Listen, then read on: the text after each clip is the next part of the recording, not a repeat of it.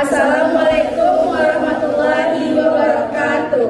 Di sini kami dari kelompok 5 ingin membuat video tentang hak kekayaan intelektual. Sebelum kami mulai videonya, saya ingin memperkenalkan diri terlebih dahulu. Saya Rasyida Putra Madani. Saya Rafika Amanda Salsabila. Saya Ucapul Wainsi. Saya Rezita Amanda. Saya Ramadhan. Oke, baik, kita masuk ke videonya. Cikidot.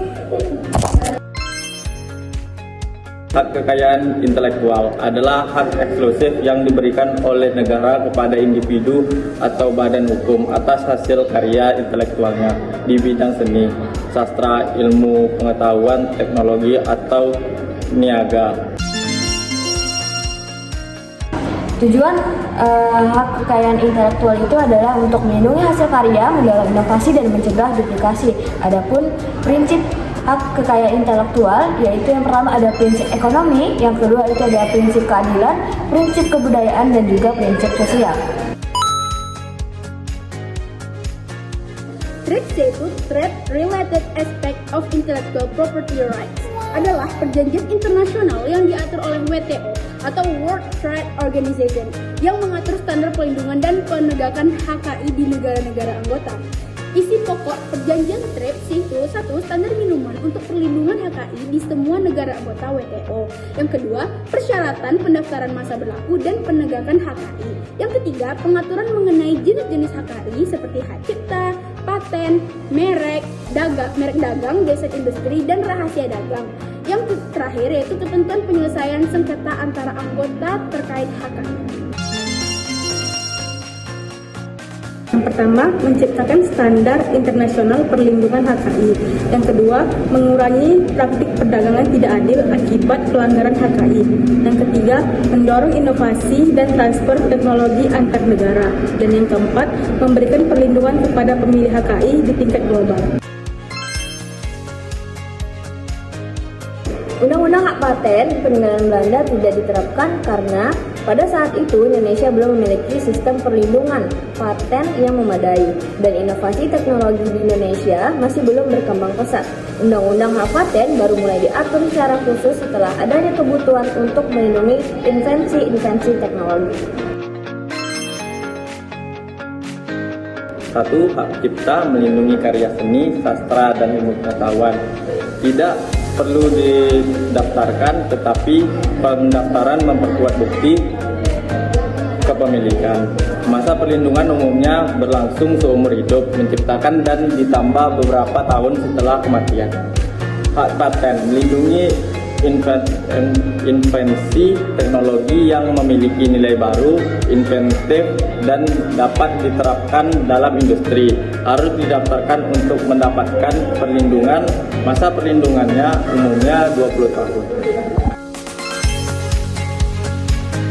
Yang pertama, mengajukan permohonan perpanjangan melalui Direktorat Jenderal Kekayaan Intelektual atau DJKI. Yang kedua, melampirkan dokumen seperti sertifikat merek asli, identitas pemohon, dan bukti pembayaran biaya. Dan yang ketiga, permohonan perpanjangan diajukan dalam jangka waktu 6 bulan sebelum masa perlindungan berakhir. Jika terlalu memperpanjang hak merek dianggap berakhir atau kadaluarsa, pemohon harus mendaftarkan merek tersebut sebagai merek baru untuk memperoleh perlindungan kembali. Namun, berisiko karena pihak lain dapat mendaftarkan merek lain yang sama. Yang pertama, tidak mengajukan permohonan perpanjangan dalam waktu yang ditentukan. Yang kedua, tidak melengkapi persyaratan administrasi perpanjangan. Yang ketiga, penggunaan merek sudah tidak relevan atau tidak digunakan dalam perdagangan selama 3 tahun berturut-turut. Yang keempat, merek yang bertentangan dengan ketertiban umum atau norma hukum. Yang kelima, putusan pengadilan yang membatalkan hak merek karena pelanggaran. Kalian tahu nggak sih tentang kasus pelanggaran antara hak merek Apple dengan Samsung? Nggak tahu apa ya? Maaf ya. Oh, kalian juga lagi bahas kasus pelanggaran hak paten dari Samsung dan Apple ya? Iya, aku tahu nih.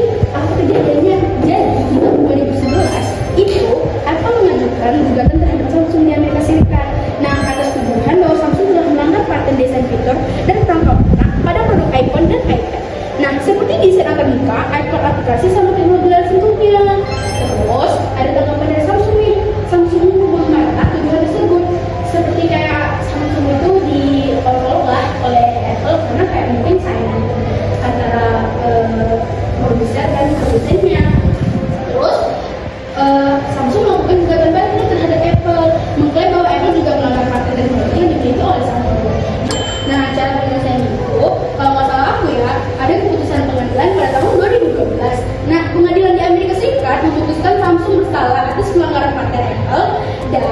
memerintahkan Samsung untuk membayar ganti rugi sebesar 1,05 miliar dolar. Nah, namun jumlah ini kemudian dikurangi dalam banding berikutnya karena mungkin ada perselisihan lagi dalam hukum atau misalnya ada pertimbangan lagi saat mereka melakukan pengadilan. Yang kedua, ada penyelesaian di luar pengadilan tahun 2018. Nah, pada tahun itu setelah bertahun-tahun proses hukum, Apple dan Samsung akhirnya menyelesaikan sengketa mereka di luar pengadilan. Kesepakatan penyelesaian tidak dipublikasikan. Mungkin di antara mereka berbicara secara kekeluargaan atau apa. Jadi selesailah pada tahun 2015. Ada nggak sih dampak dari kasus ini? Nah, kalau dampaknya itu ada ya pastinya. Nah, kalau nggak salah aku, dampak dari kasus ini itu ada kasus ini menjadi salah satu sengketa paten paling terkenal dalam sejarah teknologi dan mendorong perusahaan teknologi lainnya untuk lebih berhati-hati dalam inovasi dan desainnya mereka. Jadi biar mereka tidak dituduh lagi dan dilaporkan kepada hukum bahwa mereka meniru atau mengopas salah satu produk lain. Jadi kayak gitu teman-teman. Ini udah pada tahu nggak? Hati-hati. Iya, sama. Jadi untuk teman-teman sekalian jangan pernah mencopas atau meniru inovasi orang lain tanpa sepengetahuan dari produk tersebut. Jika tidak ingin dilakukannya pelaporan pada pengadilan. Nah, dari kasus ini kalian tahu kan bahwa kita harus menginovasikan merek kita sendiri, tidak dengan meniru atau mencopas dari produk lain. Nah,